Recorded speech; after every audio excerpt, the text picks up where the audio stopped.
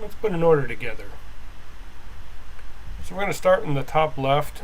Depending on how your place does it, either you might have a guest count to try and keep track of everybody, or you can do that through the tasting fees.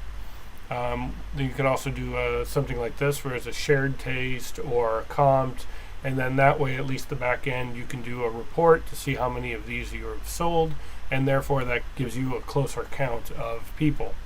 If you have a table, you need to start a table, you can have those counts there. The only thing is you can't change this once you do start it. You won't be able to change the numbers versus if you needed to and you had some guests and then one bowed out, you could just reduce that, and you're not going to actually adhere or commit to this until you're at the end of the order anyways. So we can go ahead and do this, put in the different products that they want. And if they need something else, we can either keep clicking, or we can click on the line item and we can change the quantity. We can override the price if you're allowed to do so.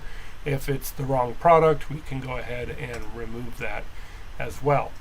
Or we can just go ahead and add more of those and then hit save.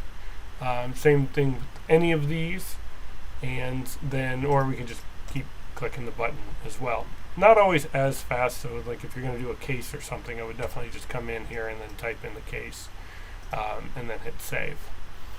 So we have all that here. Now, obviously, if somebody comes in and they're supposed to be getting a discount because they're a club member or something, you can start the order off like this and you can put their name in later, that's fine. Or if it's just somebody coming in and they just want to, hey, I just want to buy a bottle real quick. Okay, cool. If you don't need to really grab their information, you could just put the product in. Let's say they just want a rosé. Great, I'll ring you up for a rosé. Put the bottle in, come down here to charge, swipe the card or manually enter it, and you're done. The system doesn't care, which is great actually, because it's a super fast sale. But if you did need to add somebody, we could go ahead and just find the contact again, just enough to be unique so we can find the person, and then when you bring them up, they should get a discount if they are in the club or whatnot. So we could go ahead and put in the different products that you need or want, or however you want to record all this. Now, throughout here as well, we also have different areas that we want to make sure are populated as necessary. If you have a coupon, certain coupons will be displayed here if they're at your disposal. Ideally, I would say no more than 3 to 5 coupons, and these might be club member for a day, or industry or something along those lines, because you want to get them out quick before they get put into the system, or 10% off for such or whatever. If you have too many coupons, then it's going to slow you down on, which one do I have to apply? And then there's also the fact of, who's applying these coupons and are they authorized to do so? So I would just, ideally the coupons should be at a minimum. You should have more promos so that they automatically apply and people don't have to go hunting through the coupon. If it's going to be a shipping order, then you go ahead and click shipping, and it's going to ask you where do you want it. By default, it's the billing address or the default order on the account. But if they have another address, second home or a friend's house or whatever, that would be listed here too. If it's not here, then of course you can just add a new shipping address, brings up this same one that you would get from the front, tell them to fill it out down to zip code, and then you can go from there.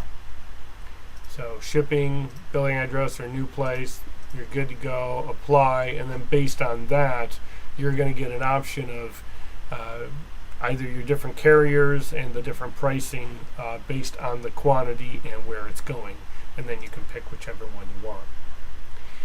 You can edit, because it does say edit, so for whatever reason you need to put that in there, because if it is a shipping order, you still need to make it a shipping order. But let's say but they bought a case. Okay, well, I'm going to make it 0, or I'm going to make it a penny, or $1. You can override that shipping price as well to accommodate that, and you just do it right there. Sales tax, if you're in California, this is automatically put in for you. If you don't know how to do this, reach out to either WineDirect or myself, and one of us can enable it for you. or you can go into website settings and it's under the store tab where you can enable that as well. Then of course we have our total and then charge. So we have pay with cash, manual credit card. Ideally you have a swiper or an EMV. That's going to be around, because manual just takes a good while, but if all the other stuff isn't working, then manual is the way to go. If you're using gift card, you can do that. And of course, additional order info. This is something you would want to do. You would need to change for, like, say, TR pours, or let's say that they came in and they took their club shipment. They just signed up and they took a club shipment. Well, you're going to want to change that to club order to make sure the money's going in the right bucket so that people can track it properly. Different inventory pools, if for whatever reason you need to move it so that you can sell a particular product in case you don't have enough at one location but you do at another. Sales attribute, this is just kind of, if you use it, it's just more of a referral. Most people don't use it anymore. I've seen it spottily, but this is kind of like, well, where were they referred from? A driver, a hotel, or a wine club member? You can use all that as well. Same with requested ship date. We can put that in there. That will tag, and then that flows to your fulfillment. And then also, this should be pre-populated. So you should have logged into the POS and had a PIN so that your name is already up here, and you can use that as a quick glance to make sure it's there. But if you logged in with your POS, a PIN, then that'll automatically populate for you.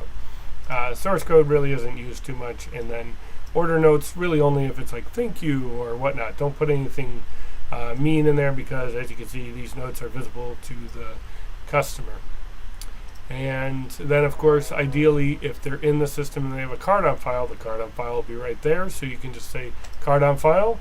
Yep, if they have multiple cards, you just say card on file and then the last 4 digits, and then they'll say yes or no or use a different one, whatever it is.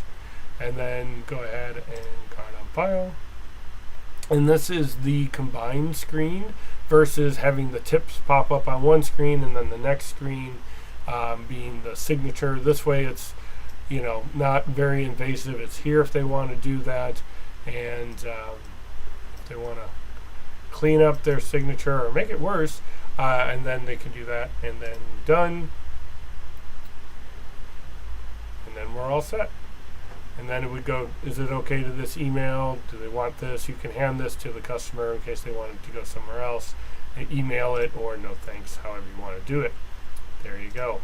And then we're out. Now, if you are just going to do a quick order, let's say somebody just wants to come in and get a bottle of rosé, and you just want to charge them real quick, come in here, manual credit card, swipe it, whatever, pay with cash, and then you want to get out of there and just speed through. This part is what I like to say. Everybody's different, and the way I get around it, because I don't like asking for this, but the way I do it in my head is I say, would you like your receipt emailed to you? And so this is a way for me to not be intrusive or feeling like somebody's going to think that I'm taking it for spam and all that, and then they say yes or they say no, and then you go yes and they will fill this out, and then they email the receipt or they say no. Either way. So, all right.